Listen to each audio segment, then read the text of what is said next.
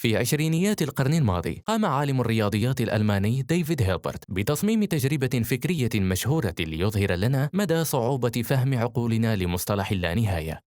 تخيل فندقا يحوي عددا لا نهائيا من الغرف ومدير ليلي مجتهد جدا في عمله. في إحدى الليالي امتلأ الفندق اللانهائي، حجزت كل غرفة من قبل عدد لا نهائي من الزبائن، فيدخل رجل إلى الفندق ويطلب غرفة، وبدلا من أن يرده خائبا قرر المدير الليلي أن يوجد له غرفة. كيف؟ بسهولة يطلب من الزبون في الغرفة الأولى أن ينتقل إلى الغرفة الثانية، ويطلب من الزبون في الغرفة الثانية أن ينتقل للغرفة الثالثة، وهكذا ينتقل كل زبون من الغرفة رقم N إلى الغرفة رقم N+1. وبما أنه يوجد عدد لا نهائي من الغرف، فهناك غرفة جديدة لكل زبون موجود، مما يترك الغرفة الأولى جاهزة للزبون الجديد. يمكن أن تتكرر هذه العملية لأي عدد محدود من الزبائن الجدد، لكن لنقل أن حافلة سياحية أنزلت 40 شخصا جديدا يريدون غرفا، عندها ينتقل كل زبون موجود من الغرفة رقم N إلى الغرفة رقم N+40، مما يجعل أول 40 غرفة فارغة. لكن حافلة كبيرة بشكل لا نهائي تحتوي على عدد لا نهائي مماثل من الركاب تأتي لتستأجر غرفا. مفتاح الحل هو اللانهائية. أربكت الحافلة اللانهائية وركابها اللانهائيون المدير الليلي في بداية الأمر، لكنه أدرك أن هناك طريقة لوضع كل شخص جديد، فيطلب من الزبون في الغرفة الأولى أن ينتقل إلى الغرفة الثانية، ثم يطلب من الزبون في الغرفة الثانية أن ينتقل إلى الغرفة الرابعة، وهكذا ينتقل كل زبون موجود في الغرفة رقم N إلى الغرفة رقم N2، مالئين الغرف اللانهائية ذوات الأرقام الزوجية. بهذا يكون قد فرغ كل الغرف اللانهائية ذوات الأرقام الفردية وأعطاها للأشخاص الذين كانوا في الحافلة اللانهائية. أصبح الجميع سعداء وازدهر عمل الفندق أكثر من أي وقت مضى. حسنا، الحقيقة أنه ازدهر تماما بنفس الكمية التي كان عليها من قبل، مدرة عددا لا نهائيا من الدولارات في الليلة. انتشرت الأحاديث عن هذا الفندق المدهش، وأتى الناس من كل مكان. في ليلة من الليالي حدث الغير متوقع. نظر المدير الليلي إلى الخارج ورأى عددا لا نهائيا من الحافلات اللانهائية الكبيرة، والتي يحتوي كل منها على عدد لا نهائي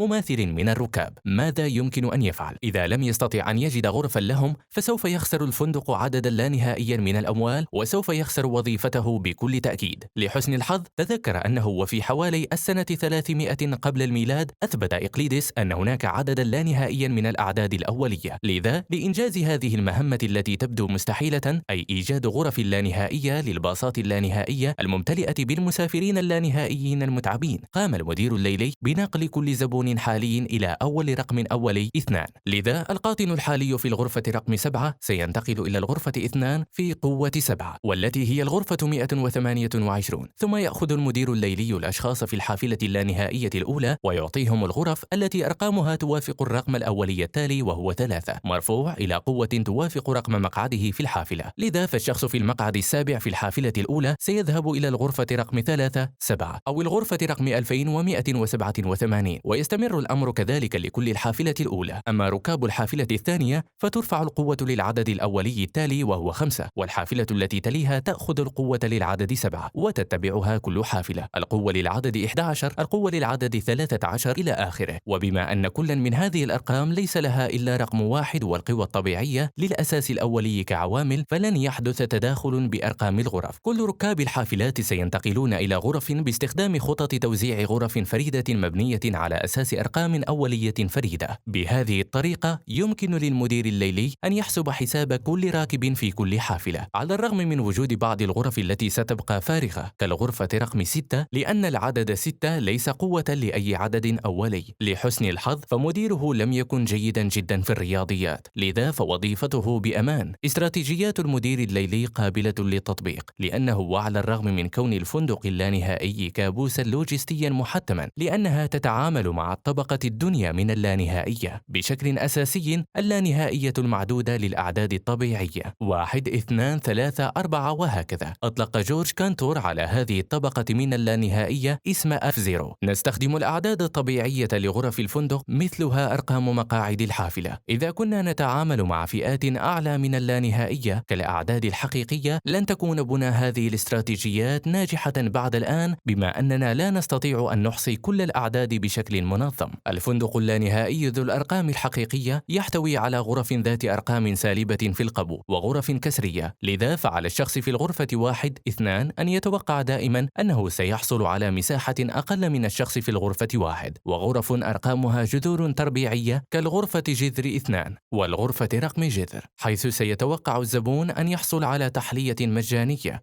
ولكن هنا في فندق هيلبرت اللانهائي، حيث لا يوجد أي شواغر ويوجد دوما مكان لزبائن أكثر، تعمل الحالات التي يواجهها المدير المجتهد جدا، والذي قد يكون مضيافا أكثر من اللازم على تذكيرنا كم من الصعب على أدمغتنا المحدودة نسبيا فهم مصطلح بكبر اللانهاية. قد يكون بإمكانك أن تساهم بحل هذه المشكلة بعد أن تنال قسطا جيدا من النوم.